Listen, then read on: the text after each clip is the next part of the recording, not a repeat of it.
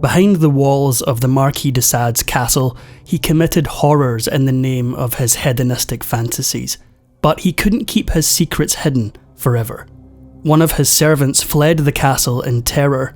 When she made it back to her family, she recounted her story, and it chilled them to the bone.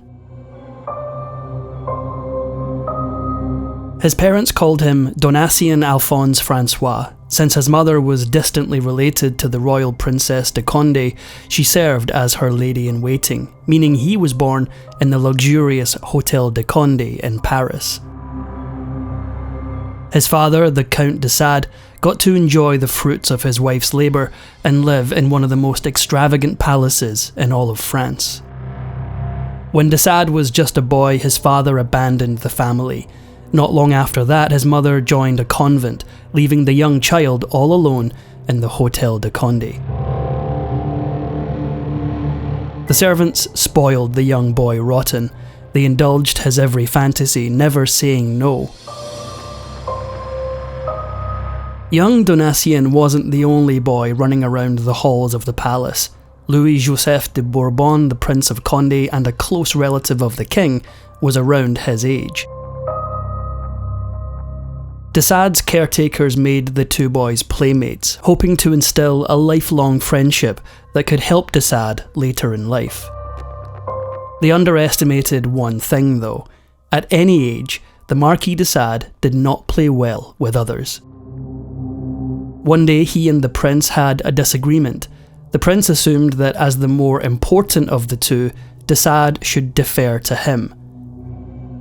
Prince or no, young Donatien was used to getting his way, and when he threw a tantrum, he really threw a tantrum. He pounced on the prince and viciously beat him to within an inch of his life, until servants finally arrived on the scene and tore him off. De Sade left the prince in such a sickening state that his attendants worried he might never recover. As he grew older, the Marquis de Sade only grew more and more deranged. With no parents in the picture, his uncle, the Abbé de Sade, did his best to educate the boy, but when he came of age, it was time for de Sade to go to a real school. His uncle sent him to the famed Lycée Louis le Grand, a prestigious secondary school in Paris that still exists to this day. The Marquis de Sade was in for a rude awakening when he arrived at the school. As a boy, sycophantic servants had succumbed to his every whim. But school was a different story. When students stepped out of line, something he did a lot, the punishment was severe. For serious infractions, administrators subjected students to flagellation. While being whipped was a pretty good deterrent for most students, for the Marquis de Sade it had the opposite effect. The young libertine became obsessed with the act, and it would become a staple of his deviant behaviour later in life. Little did those teachers know, all that whipping was creating a monster.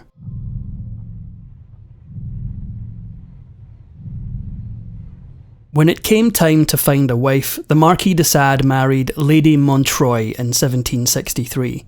A lady and a marquis, married at the height of French aristocratic opulence. It seems like a fairy tale, but it was actually a horror story.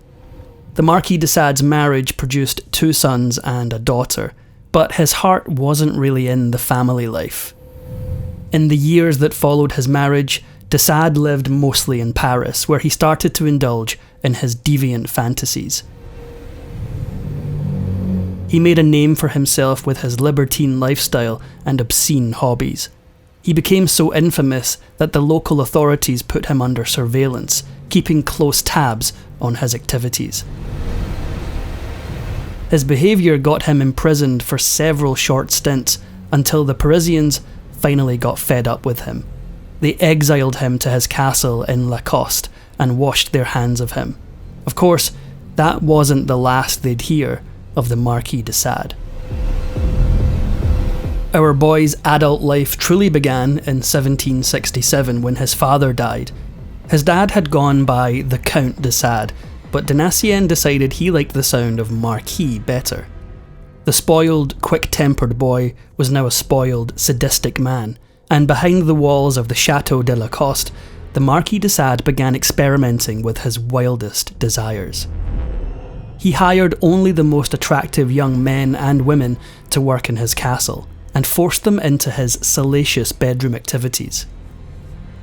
Eventually, he went too far. He forced one woman to include a crucifix in their bedroom games, and she was horrified. She fled the castle after and went straight to the authorities. They stormed the castle, clapped de Sade in chains, and charged him with blasphemy, an extremely serious offence at the time. As the years went by, the Marquis de Sade's actions grew more and more disturbing.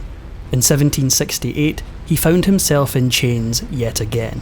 One of his chambermaids managed to escape and get to the authorities. The tale she told them was harrowing. Forced imprisonment, whips, knives, and candle wax. The whole shebang.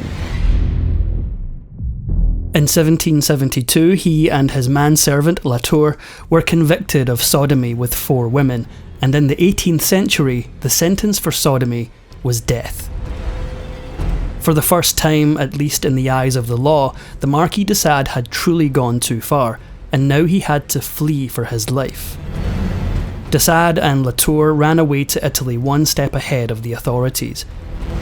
The outlaws couldn't evade the law for long, and soon enough, de Sade found himself behind bars yet again, this time at the fortress of Milons in French Savoy. The Marquis de Sade was a slippery one, and he and Latour managed to escape after 4 months' imprisonment. They secretly made their way back to Lacoste, where de Sade reunited with his wife.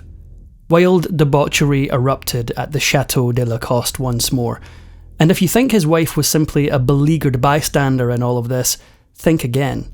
The Lady de Sade was very much an active participant in her husband's endeavours. You'd think having capital punishment hanging over his head would make the Marquis de Sade slow down. It didn't. He and his wife's next misadventure involved imprisoning 5 women and a man for 6 full weeks. There's hedonism, and then there's, well, this. Since kidnapping and imprisonment was definitely against the law, de Sade found himself on the run once more.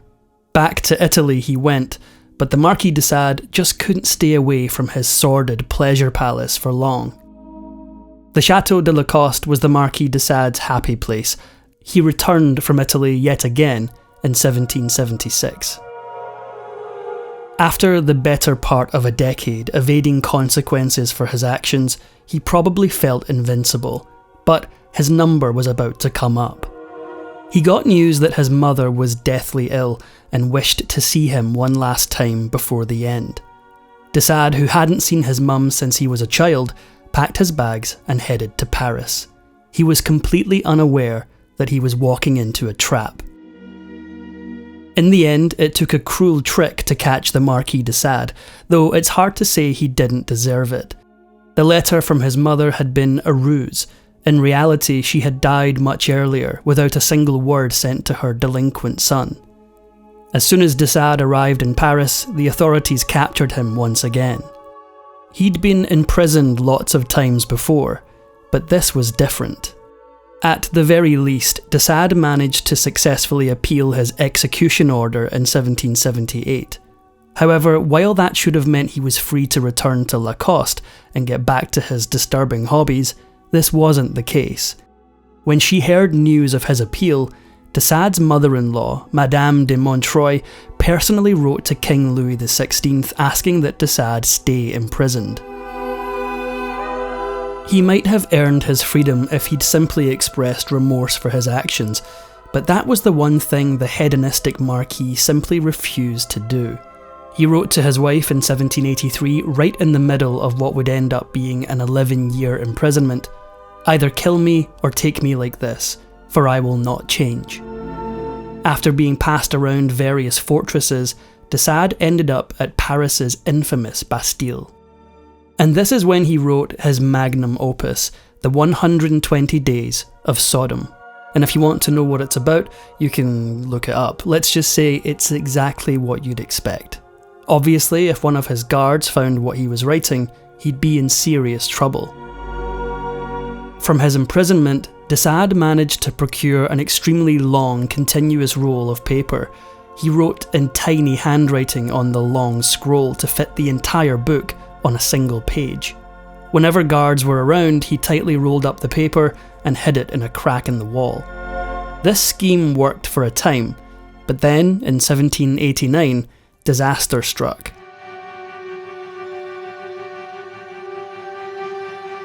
He finally got himself out of his cell, but not in the way he'd planned. He incited unrest outside of the fortress by shouting to a crowd below his window that prisoners were being killed. Fed up, guards dragged him out of his cell and hauled him off to the insane asylum at Charenton. They took him so quickly he couldn't get his manuscript out of the walls, leaving it unfinished. Something else significant happened in 1789. A mere 10 days after de Sade left, the storming of the Bastille occurred and the French Revolution kicked off. Seeing how the revolutionaries felt about aristocrats, it's probably a good thing the Marquis wasn't around. When he heard about the storming of the Bastille, he despaired, assuming that his manuscript would be destroyed. What he didn't know was that a man named Arnaud de Saint-Maximin had discovered the scroll in the wall of de Sade's cell and taken it away from the fortress 2 days before the revolutionaries took over. The changing tides in France meant that the Marquis de Sade was about to get a second chance at life. In 1790, without the king's authority to keep him in prison, the Marquis de Sade was free. The world had changed in those 11 years. For one thing, his wife finally got fed up and divorced him. Revolutionaries had also sacked his beloved Chateau de la Coste, so he had to move to Paris once more. But the biggest change, obviously, was the revolution. Noblemen like de Sade had a target on their backs, and the Marquis had to play his cards very carefully if he didn't want to end up underneath the blade of a guillotine. Like many paranoid aristocrats, the Marquis decided he needed a rebrand. Goodbye Marquis de Sade, hello Citizen Sade. He supported the Republic and actually managed to land several official positions in the new government, even with his noble roots. For a time, it seemed like the Marquis de Sade was becoming downright boring. He worked as a government official. He shacked up with Marie-Constance Quesnay, a one-time actress with a 6-year-old son, and he mostly laid low. But he couldn't completely give up his vulgarity. He kept writing his depraved novels and began publishing them anonymously. As the Reign of Terror began, de Sade became more and more critical of the new regime, specifically of the ruthless Maximilien Robespierre. As a result, the authorities removed him from his posts and threw him back behind bars for almost a year. By 1796, de Sade was completely destitute. He even had to sell his beloved Chateau de la Coste, now a ruined shell of its former glory.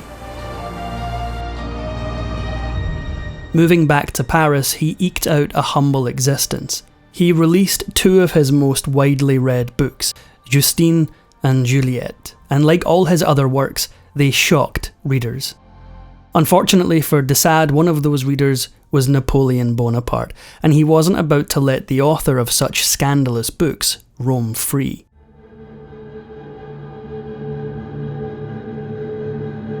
In 1801, Napoleon demanded that the authorities track down whoever had written that filth. The Marquis de Sade was already infamous for his activities and his writing, so it didn't take long to track him down and lock him up yet again. Following reports that de Sade was seducing young prisoners, because of course he was, Napoleon had him transferred to the nightmarish Bicêtre asylum. De Sade's family managed to get him declared insane and transferred to the asylum at Charenton, where he'd been imprisoned many years earlier. Here he received much more lenient treatment. He even managed to convince the authorities that his lover, Marie-Constance, was his relative, so they allowed her to live there with him. After what he'd been through, this was basically a vacation for the Marquis de Sade, though he couldn't help but get in trouble anyway.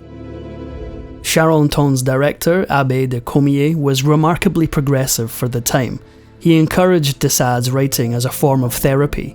and even allowed him to stage several of his plays for the Parisian public, using other patients as the actors. De Sade's plays were exactly as obscene as you'd think, and it was only a matter of time before the authorities nipped them in the bud. They demanded that Cormier placed de Sade in solitary confinement and deprived him of pen and paper. In his final years, while still with Constance, the Marquis de Sade began an intimate relationship with the 14-year-old Madeleine Leclerc, the daughter of a Charenton employee. Their tryst lasted for 4 years, but finally, after 7 decades of sadism, debauchery and deviance, the Marquis de Sade's number was finally up. He died on December 2nd, 1814, at the age of 74. When all was said and done, the Marquis de Sade spent almost 29 years imprisoned in various fortresses and insane asylums across France.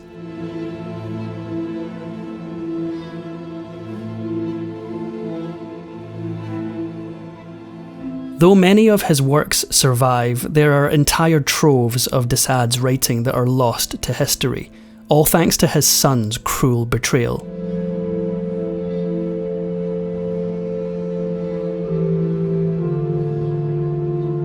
As you can imagine, the Marquis wasn't a great father, and his son deeply resented him. As soon as de Sade was gone, his son burned all of his remaining unpublished manuscripts to avoid further embarrassment to the family name. And with that, the Marquis de Sade was gone. His family did everything in their power to erase him from history and move on as if he had never existed. And they nearly succeeded.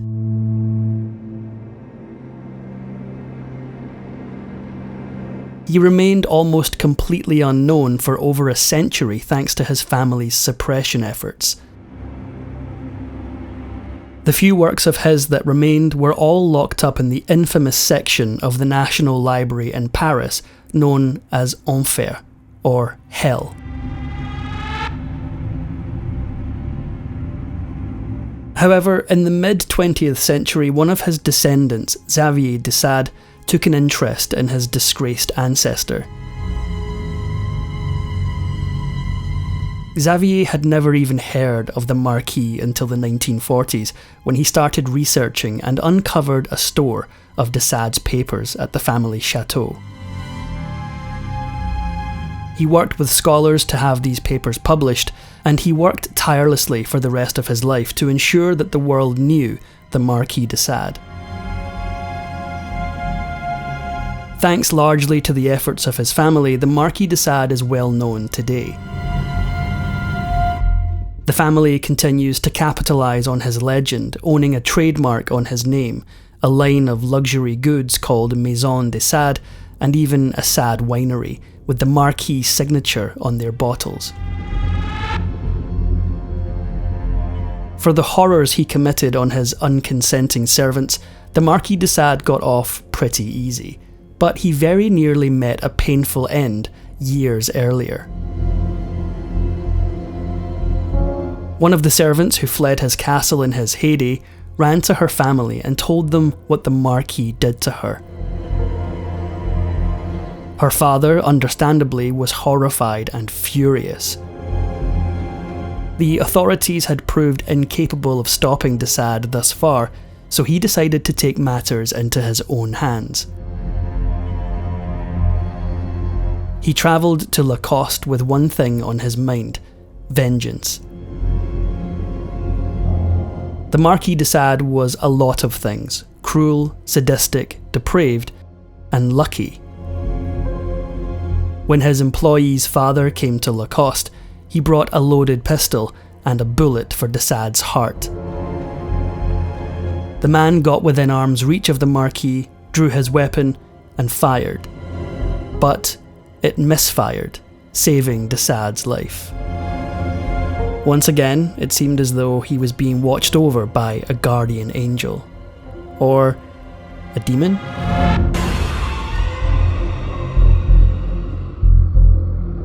If you enjoyed this video, please give it a like and subscribe for more videos.